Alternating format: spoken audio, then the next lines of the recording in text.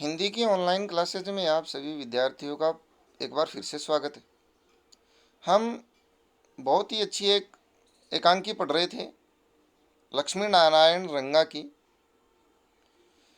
जिसमें अमर शहीद कहानी का एकांकी का शीर्षक था सागरमल गोपा जेल में बंद है और जेलर उस पर अत्याचार कर रहा है।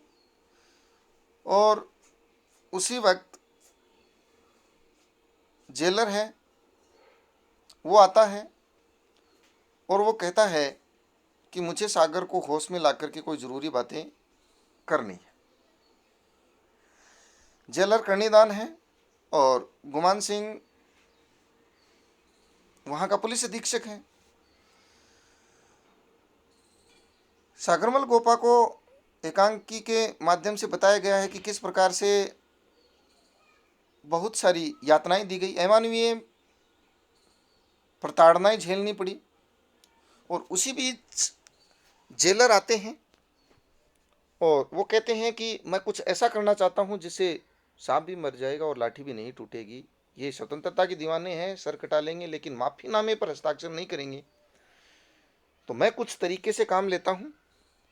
यहाँ तक हम पढ़ चुके थे कि कोई बात नहीं, समय आने पर मैं समझा दूंगा, क्योंकि ये बात गुमान सिंह कहता है कि मेरे समझ में नहीं आई है।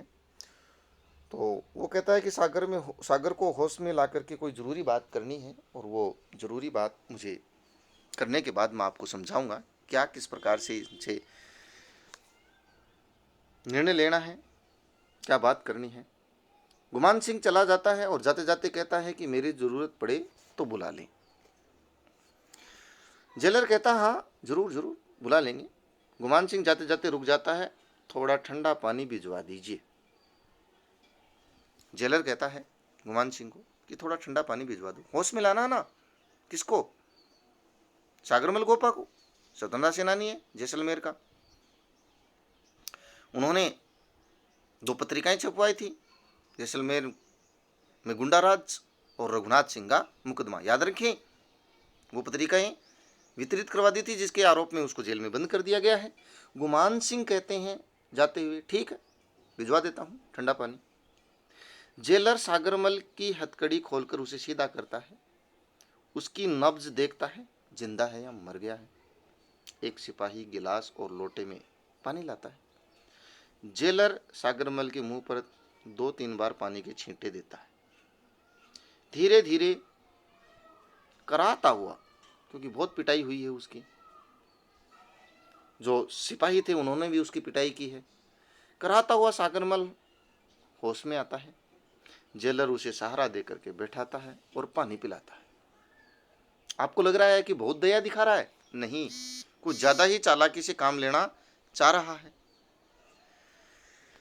देखिए क्या हो रहा है। जेलर सहानुभूति से सागर मल, सागर, सागरमल, अरे ओ सागर। सागर कहता है कराते हुए, जी।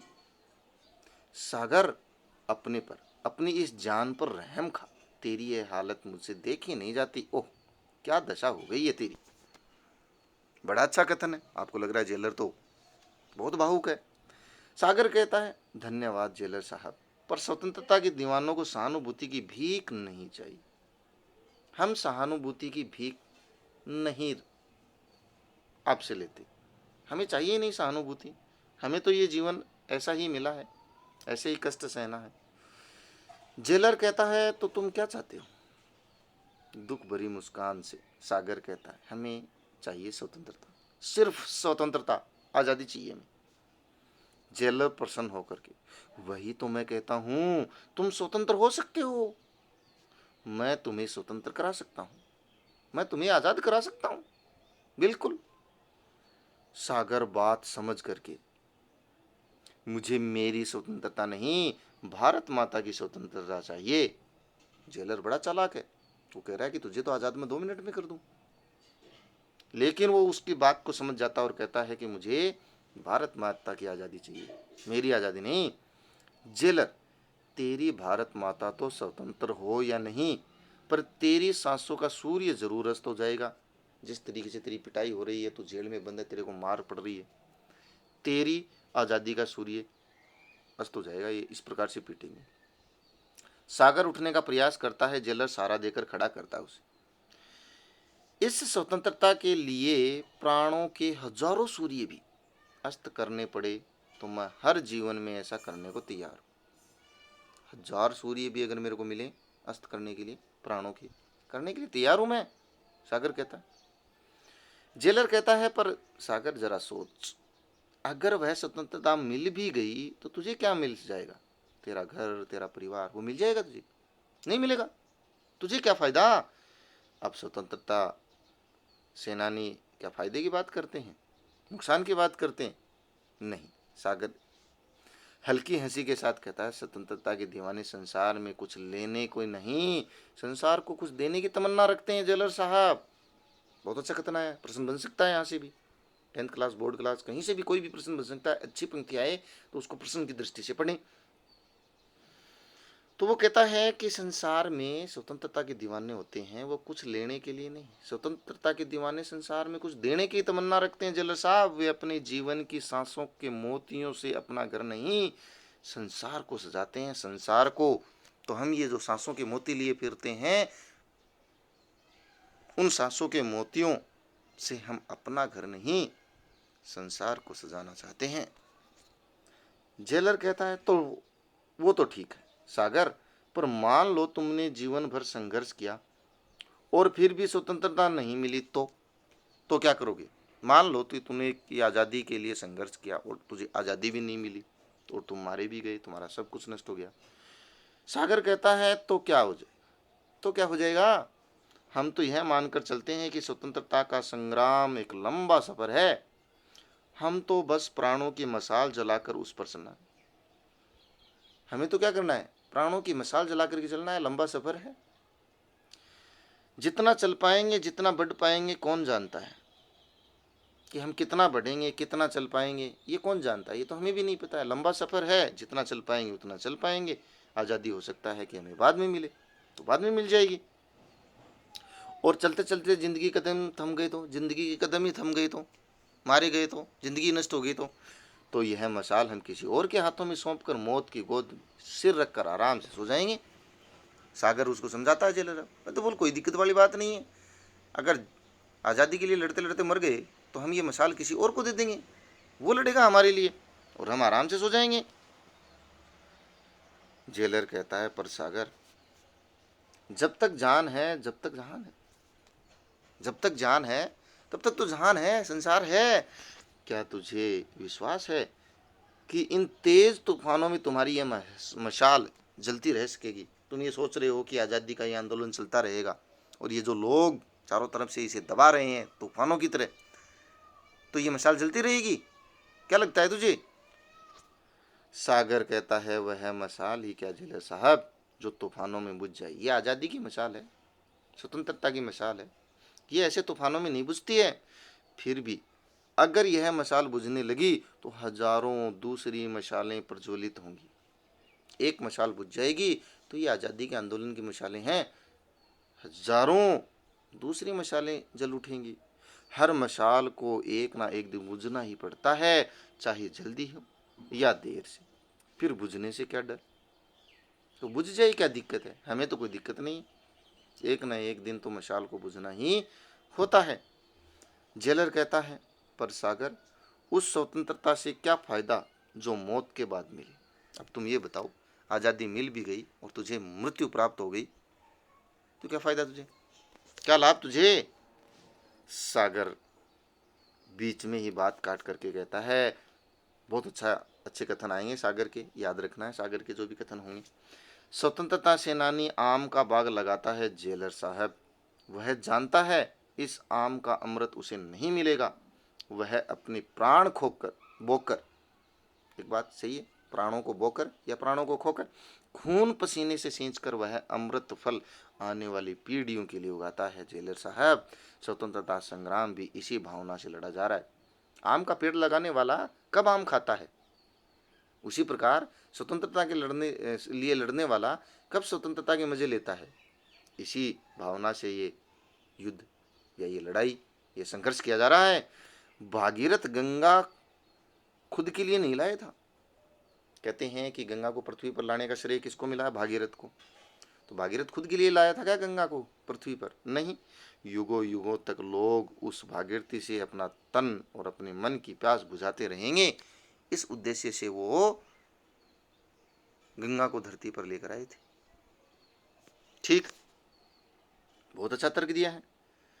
जेलर कहता है गंगा लाने पर भागीरथ का नाम तो अमर हो गया, पता है क्या? पर तेरा नाम इस अंधेरी काल कोठरी में घुट घुट कर मिट जाएगा। अरे भागीरथ का नाम तो अमर हो गया, उसे अमरता मिली, तुझे क्या मिलेगा? काल कोठरी में तुझे मार डालेंगे, नष्ट कर देंगे, तेरा नाम भी बाहर नहीं जाएगा, कौन जानेगा तेरे को? सागर कहता है कोई बात नहीं जेलर साहब, नींव का पत्थर कब कहता है जेलर साहब कि मेरी कहानी बने? कहानी तो कंगूरे की बनती है भाई। नींव का पत्थर किसी भी बिल्डिंग को, किसी भी महल को, किसी भी मकान को मजबूती देता है, गहराई में जाता है, नीचे गहरे। उस पर खड़ा भवन उसकी जीवंत कहानी कहता है, लेकिन वो नींव का पत्थर ही है जो उस मकान को मजबूत बनाता है। तो उसी प्रकार वो कहता है कि हम तो नींव के पत्थर हैं, हमारा नाम भी नहीं हुआ तो कोई दिक्कत वाली बात नहीं। अंधेरे में गलकर भी वह अजर अमर है, चाहे उसका स्वयं का अस्तित्व उजागर हो या न हो। इसलिए नींव के पत्थर का महत्व है हर कीर्ति स्तंभ से बढ़कर होता है। कीर्ति स्तंभ जिसकी हम प्रशंसा करते हैं, जो धरती से ऊपर ऊंचा प्रसिद्धि वर्णन के लिए महल बनाया जाता है या स्तंभ बनाया जाता है, उसके लोग सब प्रशंसा करते हैं, लेकिन वो भी किसी पर टिका हुआ होता है ना। तो वो नींव के पत्थर भी एक प्रकार के कीर्ति स्तंभ होते हैं और उससे भी बढ़कर होते हैं। तो हम अगर अपना नाम अमरता में नहीं लिखवा पाए तो कोई दिक्कत वाली बात नहीं है, कोई दिक्कत वाली बात नहीं है। हम वो नींव के पत्थर बनेंगे जिससे आज़ादी का महल खड़ा होगा। जेलर कहता है फिर भी हर काम करने वाले का नाम तो होता ही है, वो नाम तो चाहता ही है कि नाम होना चाहिए मेरा। सागर हंसी, हंसते हुए हल्की हंसी के साथ, जेलर साहब बसंत लाने के लिए झड़ने वाले पत्ते कब कहते हैं कि उनका कोई यशोगीत गाएगा? यशोगीत, संधि विच्छेद, यश है धन गीत, विसर्ग संधि, विसर्ग का ओ हो जाएगा। तो बसंत के मौसम आता है, उससे पहले पतझड़ आता है, तो वो पत्ते जो झड़ते हैं बसंत का मौसम लाने के लिए, वो कब कहते हैं कि हमारा कोई गीत गाएगा? गीत तो आने वाली कोंपलों का गाते हैं लोग, वे तो चुपचाप झड़ जाते हैं ना, और चुपचाप धरती की गोद में खाद बनकर समा जाते हैं और उसके स्थान पर उगाते हैं नए नए पत्ते। आते हैं कि नहीं आते हैं जेलर साहब? फिर भी सागर, मनुष्य का जीवन 84 लाख योनियों में भटकने के बाद भी मुश्किल से मिलता है। उसे यूं नष्ट करना बिना किसी फल की आशा के ठीक नहीं है। प्रश्न करता है जेलर साहब कि सागर तू सोच, 84 लाख योनियों के बाद भटकने के मनुष्य जीवन मिलता है। ऐसे हमारे हिंदू धर्म में कहा गया है कि 84 लाख जन्म लेने के बाद एक बार मनुष्य जन्म मिलता है। तो ये मनुष्य जीवन भी ऐसे ही नष्ट नहीं करना चाहिए, कुछ तो फल की आशा करनी चाहिए। जेलर उसको समझाता है, चाहे किसी भी उद्देश्य से, लेकिन समझा रहा है। लेकिन जेलर के इन मीठी मीठी वचनों में सागर नहीं आएगा। सागर कहता है यज्ञ में आहुति देने वाला यह नहीं देखता जेलर साहब कि उसकी आहुति से कौन सी लपट उठती है। यज्ञ में आहुति दी जाती है तो आहुति देने वाला ये थोड़ी सोचता है कि मेरी आहुति से कौन सी लपट उठती भी है या नहीं, वो तो ये भी नहीं देखता है। वह तो बस आहुति देना ही अपना धर्म समझता है कि मैंने आहुति दे दी, बस मैंने इस यज्ञ को आगे बढ़ा दिया, मैंने इसमें आहुति दे दी, उसी धर्म को वो पूरा करता चला जाता है। तो हमारा भी ये आज़ादी के आंदोलन का यज्ञ है, हम उसमें अपनी आहुति जीवन की दे रहे हैं। जेलर कहता है पर तुम्हारी एक आहुति से यज्ञ की कौन सी पूर्ण आहुति हो जाएगी? तेरी एक आहुति दे देने से कौन सा यज्ञ पूरा हो जाएगा? तुम्हारे जीवन नष्ट हो जाने से कौन सा स्वतंत्रता का आंदोलन पूरा हो जाएगा? क्या आज़ादी मिल जाएगी? सागर कहता है जेलर साहब, जैसे एक बीज गल कर के ही सैकड़ों बीज पैदा करता है, एक लो जला कर के ही हजारों दीप जला सकती है, एक लहर उठकर ही हजारों लहर उठा सकती है, वैसे ही एक शहीद भी अपने प्राणों के बीज बोकर शहीदों की अमर फसल उगा सकता है। मेरे प्राणों की आहुति चाहे पूर्णाहुति न बने, पर यज्ञ तो प्रज्वलित रहेगा ही, मेरे प्राणों का दीप। इतना कहते ही सेलर कहता है, पर सागर तुम्हारे प्राणों का दीप बुझा दिया जाएगा। तू किस दीप की बात कर रहा है? तू किस शहीदी की बात कर रहा है? तू किस पूर्णाहुति की बात कर रहा है? तू किस यज्ञ की बात कर रहा है? तेरा ये दीप बुझा दिया जाएगा और उसकी रोशनी की एक किरण तक इस कोठरी से बाहर नहीं फैलने दिया जाएगा, तो तुझे यहां जिंदा मार दिया जाएगा जला करके। और तू जिस दीप की बात कर रहा है उसकी एक रोशनी बाहर तक नहीं जाएगी, लोगों को पता भी नहीं चलेगा कि सागर की हत्या क्यों हुई, कैसे हुई। इसी बात को बीच में काटकर सागर कहता है, पर आग बुझकर भी वातावरण की सांसों में वह गर्मी भर जाती है जो कहीं लपट बनकर के फिर जल सकती है। सागर बड़ा आशावान है और कहता है कि अगर मेरी ज्योति बुझा भी दी जाएगी तो जेलर साहब, आग एक बार बुझा दी जाती है तो वातावरण में वो गर्मी पैदा कर दी जाती है कि कहीं न कहीं वो फिर से लपट बन करके आ जाए।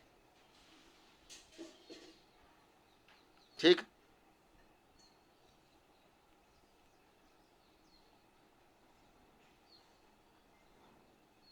ये सब जुनून की बातें हैं, तुम यहां परकोटे में कैद हो। ये सब जुनून की बातें हैं, फालतू की बातें हैं। तुम यहां परकोटे में कैद हो, यहां तुम्हारी आवाज को कुचल दिया जाएगा, उस दम तोड़ती आवाज को कोई सुन नहीं पाएगा। तुम्हारे सपनों की दुनिया इसी काल कोठरी में दफन हो जाएगी। तुम ये सोच रहे हो ना कि आग लगेगी कहीं पर वातावरण से, ये सब जुनून की बातें हैं, तो पागलपन की बातें हैं। तुम इस परकोटे में कैद हो, इस जेल में कैद हो, तुम्हारी आवाज को यहीं नष्ट कर दिया जाएगा। काल कोठरी में तुम्हारे सपनों को जो आजादी के ले रहे हो उसे दफन कर दिया जाएगा। सागर हंस करके कहता है, आवाज कभी मरती नहीं जेलर साहब। मेरी आवाज का यदि गला घोंटा गया तो वह आवाज जनता की आवाज बन जाएगी, और जनता की आवाज कभी दब नहीं सकती, कभी मर नहीं सकती। फिर सोचकर कहता है कि फिर शहीदों की जिंदगी तो लुप्त गंगा की तरह होती है जेलर साहब, जो कहीं भी किसी भी धरातल को फोड़ कर निकल सकती है। उसे कोई जंजीर, कोई जेल, कोई दीवार, कोई परकोटा बांध नहीं सकता है। तो मेरी आवाज जनता की आवाज बन जाएगी और जनता की आवाज दब नहीं सकती है। और हम तो शहीद हैं, हम तो शहीद खोई हुई गंगा की तरह हैं, जो धरातल को फोड़ करके कहीं से भी निकल जाएंगे। जेलर साहब कहता है कि यह सब पागलपन है सागर। तुमने कभी सोचा तुम कितने स्वार्थी हो? तुम्हारे इस जीवन पर सिर्फ तुम्हारा हक नहीं है, तुम्हारे परिवार का भी अधिकार है। यहां जेलर साहब बड़ी अच्छी कड़ी उठाता है, उसको उसके परिवार से जोड़ने का प्रयास करता है कि किसी प्रकार से ये मान जाए। जानते हो, तुम्हारे बूढ़े पिता तुम्हारे लिए तरस तरस कर मर गए। दिन रात गोपा गोपा की रट लगाते हुए तुम्हारे पुकारते पुकारते तुम्हारी बूढ़ी माँ के प्राण पखेरु न जाने कब उड़ जाएंगे। तो क्या तुम अपनी माँ से नहीं मिलना चाहोगे? वो तुम्हें गोपा गोपा करती पुकारती रहती है। तुम्हारे भाई कितने दुखी हैं, सूनी गोद वाली तुम्हारी पत्नी दिन रात कितना रोती है। क्या तुम्हें इन पर दया नहीं आती? क्या तुम अपने परिवार वालों के बारे में नहीं सोचते हो? सागर कहता है, जेलर साहब थोड़ा दुखी और कहता है, मैं एक आंख से इन्हें देखता हूं तो दूसरी आंख से देश की दुखी जनता देखता हूं। एक कान से इनकी पुकारे सुनता हूं जेलर साहब, मातृभूमि मेरी माँ की माँ है, देश मेरे पिता का पिता है, मेरे देशवासी मेरे परिजनों से बढ़कर हैं। यदि मेरे घर वालों के दुख आंसू भारत माता के ओठों पर सुख स्वतंत्रता की मुस्कान रचा सके तो मैं अपने परिवार की हर कराह, हर आंसू सहने को तैयार हूं। बड़ा अच्छा जवाब देते हैं जेलर साहब। कहते हैं तो सागर कहता है कि मैं एक आंख से अपने परिवार को देखता हूं तो दूसरी आंख से इस देश की जनता को देखता हूं, और फिर ये भारत माता मेरी माता की माता है और ये देश मेरे पिता का पिता है। अगर मेरे परिजनों के दुख से मेरे देश में खुशी आती है तो मैं हर आंसू सहने के लिए तैयार हूं, परिवार के हर कराह सहने के लिए तैयार हूं अगर मुस्कान आती है मेरे देश में। जेलर कहता है, देखो मेरी बात मानो, व्यर्थ प्राण गंवाने से कोई फायदा नहीं है। महारावल जवाहर सिंह कोई पराये नहीं है, कोई पराये थोड़ी है। दुश्मन थोड़ी अपने ही अन्नदाता हैं, अपने घर के ही हैं, उनको पिता समझकर उनसे माफ़ी मांग लो। ये दिखाया रंग जेलर ने कि माफ़ी मांग लो किसी तरीके से। माफ़ी मंगवाना चाहता है मीठी मीठी बातें करके। बोलो फालतू में प्राण गंवाने से कोई फायदा नहीं है। रावल जवाहर सिंह अपने ही तो हैं, कोई पराये तो है ही नहीं, अपने ही अन्नदाता है, पिता समझकर माफ़ी मांग लो। तो इसके आगे क्या होगा? क्या वो माफ़ी मांगेंगे सागरमल गोपा? क्या बहस होगी इनके बीच? किस प्रकार के अत्याचार होंगे? इसके लिए हम लेकर के आएंगे एक और नया वीडियो। तब तक के लिए आप सभी के साथ बहुत बहुत धन्यवाद वीडियो देखने के लिए। मैं समझता हूँ ये वीडियो आपको पसंद आ रहा होगा, एकांकी पसंद आ रही होगी। बहुत अच्छी एकांकी है, संवाद बहुत अच्छे हैं, याद रखें इन संवादों को, परीक्षा की दृष्टि से महत्वपूर्ण है। अगले वीडियो के लिए धन्यवाद।